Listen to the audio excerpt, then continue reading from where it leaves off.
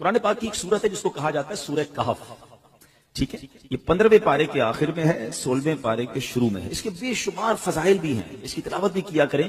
ہر جمعے کو کوشش کر کے اس کی تلاوت کریں. کہ روایتوں میں آتا ہے جو ایک جمعے سے دوسرے جمعے کو دوبارہ پڑھتا ہے نا سورہ کہف, تو دونوں جمعوں کے درمیان اس کے لیے نور کر دیا جاتا ہے. یہ سورہ پاک مکہ مکرمہ میں نازل ہوئی.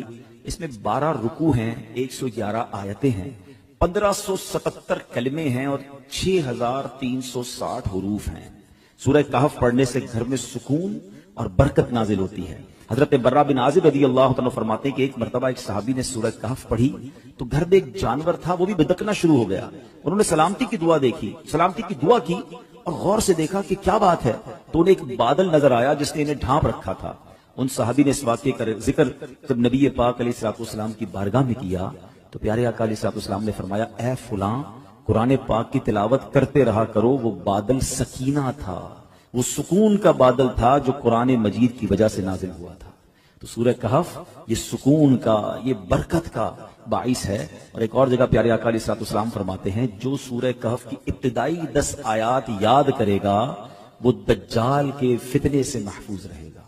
اچھا, اس صورت میں تلاوت کے فضائل تو اپنے ہیں. اس صورت سے ایک ہی صورت میں 3 کمال کے واقعات ہیں. ایک تو وہی کہف, غار, کہف کہتے ہیں غار کو, غار والا واقعہ ہے.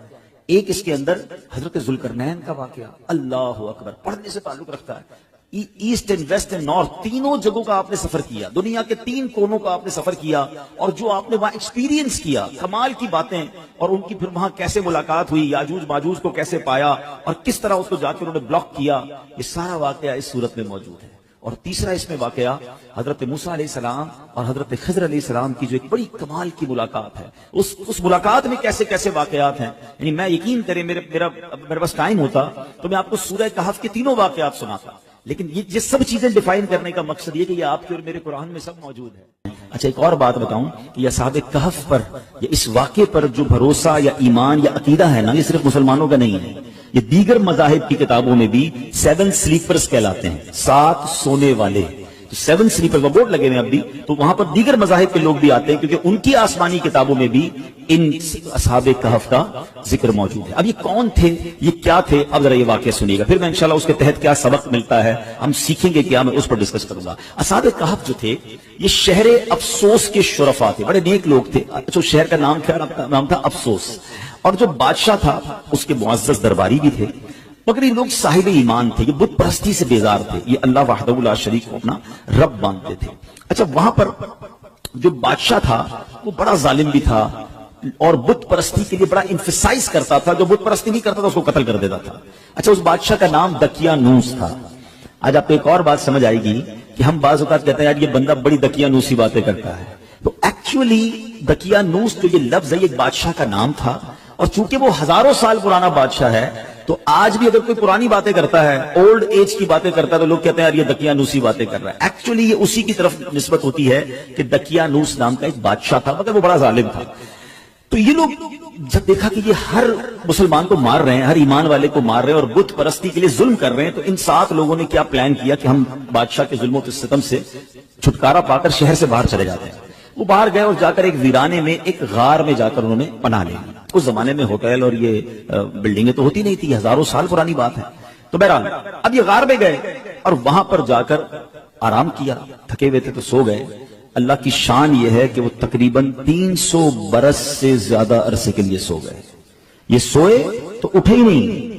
اللہ اکبر. اچھا, ادھر حالات بدلتے رہے. بادشاہ کو جب پتا چلا کہ یہ لوگ غار کے اندر ہیں اور یہ مجھ سے چھپ کر گئے ہیں, بڑا ناراض ہوا اور اس نے اپنے ایک بندے کو بھیجا کہ جاؤ اس غار پر ایک دیوار بنا کے اس کو بند کر دو, یہ اندر ہی بھوکے پیاسے مر جائیں. جس بندے کو یہ آرڈر دیا گیا تھا نا وہ تھوڑا سا خدا ترس آدمی تھا. اس نے کیا کیا کہ ان 7 اصحاب کہف کے نام لکھے, پوری بات لکھی کہ یہ لوگ ایمان والے ہیں, بادشاہ کے ظلم سے جا کر اندر چھپے ہیں, اور ان کا یہ واقعہ ہے. ایک تختی لکھی, ایک صندوق کے اندر اس غار کے ساتھ دیوار میں اسے دفن کیا اور ایک دیوار کھڑی کری. حکم تو تھا بادشاہ کا. اب باہر والے لوگ یہ سمجھے کہ یہ بھوکے پیاسے اندر مر گئے. بہرحال ادھر بادشاہ کا انتقال ہوا, پھر دوسرا بادشاہ آیا, تیسرا بادشاہ, دور بدلتا گیا. اور یہاں جناب یہ سوئے ہوئے ہیں. آفٹر 300 years کیا ہوا کہ ایک اور بادشاہ آیا جس کا نام تھا بیدروس. وہ بڑا نیک دل بادشاہ تھا, ایمان والا بادشاہ تھا, اللہ پر ایمان لاتا تھا. مگر اس کے دور میں ایک عجیب و غریب فتنہ کھڑا ہوا. کچھ لوگوں نے یہ معاذ اللہ کہتے ہیں کہ شک پیدا کرنا شروع کر دیا, کمپلین کرنا شروع کر دی, آرگیومنٹ شروع کر دیا کہ مرنے کے بعد اللہ دوبارہ پیدا نہیں کر سکتا, یعنی مرنے کے بعد دوبارہ کوئی زندگی نہیں ہے. اب بادشاہ بڑا نیک دل آدمی, سمجھاتا لوگوں کو, لوگ اس کی بات کم سنتے, اس فتنے کی بات زیادہ سننے لگے. تو بادشاہ تہجد کی نماز میں رو رو کے اللہ سے دعا کرتا کہ میرے مولا کوئی ایسی نشانی عطا کر دے, کوئی ایسا اشارہ عطا کر دے کہ ان لوگوں کو سمجھ آ جائے کہ تو مرنے کے بعد دوبارہ زندہ کیسے کرے گا. اللہ کی شان دیکھیں. اس بادشاہ کے وہم و گمان میں بھی نہیں ہے کہ کوئی غار ہے اس کے شہر کے قریب جہاں کچھ لوگ سوئے ہوئے ہیں. سینکڑوں سال گزر گئے نا. اب اللہ کی شان دیکھیں اس بادشاہ کی, وہ گریا بازاری, وہ دعائیں کیسی رنگ لائیں کہ ایک چرواہا جو تھا بکریاں چراتے چراتے اس غار کے قریب پہنچا. اب قریب پہنچا تو دیوار 300 سال پرانی ہو گئی تھی, تو دیوار دھڑام سے گری. جیسی غار کے اندر اس نے دیکھا تو وہ گھبرا کر دوڑ پڑا. اچھا یہاں جیسی دیوار گری تو ان بندوں میں سے وہ 7 افراد اٹھ گئے. اچھا وہ اٹھے تو وہ سمجھے ہم 2 4 6 گھنٹے 8 گھنٹے سو کر اٹھے, ٹھیک ہے نا. انہوں نے نماز وغیرہ پڑھی, اب بھوک لگ رہی ہے تو ایک ساتھی کو کہا ذرا جانا باہر اور دیکھ بھال کر بادشاہ دقیانوس کے سپاہی کہیں پکڑ نہ لیں, کھانا لے کر آ جائے. وہ بندہ چھپتے چھپاتے بازار گیا تو سارے بازار کا ماحول ہی الگ, عمارتیں الگ. بہرحال اتنا اس کو خیال نہیں ہے. اس نے جا کر ایک دکاندار نان بھائی جو روٹی بیچنے والا تھا اس نے پیسے دیے کہ مجھے کچھ روٹیاں چاہیے. تو نان بھائی نے جب وہ پیسے دیکھے کہا یہ سکے کہاں سے آ گئے, یہ تو کرنسی ختم ہو گئی تھی, 300 سال پرانی کرنسی تھی.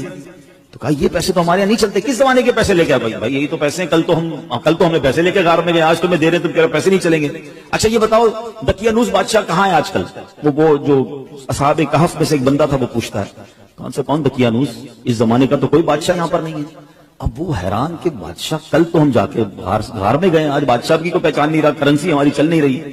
ادھر وہ نان بھائی سمجھ گیا کہ یہ سینکڑوں سال پرانی کرنسی ان کے پاس ہے, ان کو لگتا ہے کوئی خزانہ مل گیا ہے. تو انہوں نے پکڑ کر اس بندے کو جو اصحاب کہف میں سے تھے پولیس والوں کے یا حکام کے حوالے کر دیا. وہ حکام انہیں بادشاہ کے پاس لے گئے. بادشاہ کو جب یہ سارا واقعہ پتا چلا اس نے کہا ہم تو دقیانوس بادشاہ کے زمانے کے لوگ ہیں, ہم تو سوئے اٹھے تو آپ بتا رہے ہیں کہ وہ بادشاہ بھی نہیں ہے, پیسے بھی یہ نہیں چل رہے, یہ زمانہ کون سا ہے؟ تو بادشاہ نے معلوم کیا تو پتا چلا کہ یہ 300 سال پرانی بات کر رہے ہیں. یہ کیسے پاسبل ہے کہ بندہ بھی جوان ہے, بوڑھا بھی نہیں ہوا اور 300 سال پرانی بات کر رہا ہے؟ کہ میں اکیلا نہیں ہوں, 7 6 اور بھی ہیں. کدھر ایک غار میں ہے. چلو اب بادشاہ نے پورا لشکر لیا.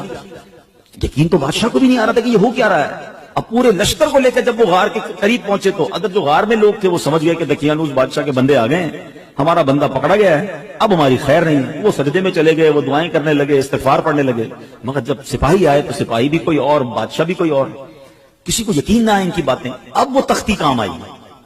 اب جب دیوار کھودی گئی تو وہ تختی نکلی اندر سے جو 300 سال پہلے دقیانوس بادشاہ کے بندے نے, اس کے ملازم نے لکھ کر رکھی تھی کہ ان 7 بندوں کے نام یہ ہیں اور یہ دقیانوس بادشاہ کے خوف سے جا کر اندر سوئے ہیں اور یہ ایمان والے ہیں. اللہ اکبر. جب بادشاہ کو یہ پتا چلا نا, پہلے تو وہ گیا سجدہ شکر میں کہ اللہ تو نے میری پکار سن لی, ایسی نشانی بتا دی کہ بندہ مرنے کے بعد کیسے جیے گا. تو نے تو جیتے جی ہمیں دکھا دیا کہ تو چاہے تو 300 سال تک کوئی سویا رہے, نہ اس کا بال بھیکا ہو, نہ بال سفید ہو, نہ باڈی گلے, اور میرے رب تو نے انہیں پھر زندہ کر دیا. اب جناب پورا شہر آیا, سارے لوگ آئے جو بے ایمان ہو گئے تھے, جو اللہ کی قدرت کے انکاری ہو گئے تھے, سب کلمہ پڑھنے لگے, سب اللہ کی وحدانیت پر یقین لائے. سبحان اللہ. اب یہ جو اصحاب کہف تھے, سبحان اللہ, یہ لوگ جو تھے جب انہوں نے دیکھا کہ اب ماشاءاللہ سب لوگ ایمان لے آئے ہیں اور یہ کام سارا ہو گیا ہے, تو پھر انہوں نے کہا کہ اے بادشاہ ہم اللہ کے تمہیں سپرد کرتے ہیں, تمہارا کام ہو گیا. یہ پھر غار کے اندر گئے اور پھر سو گئے اور اللہ نے اسی حالت میں انہیں وفات دی. بادشاہ بیدروس نے سال کی لکڑی کا صندوق بنوا کر اصحاب کہف کی مقدس لاشوں کو ان میں رکھوا دیا.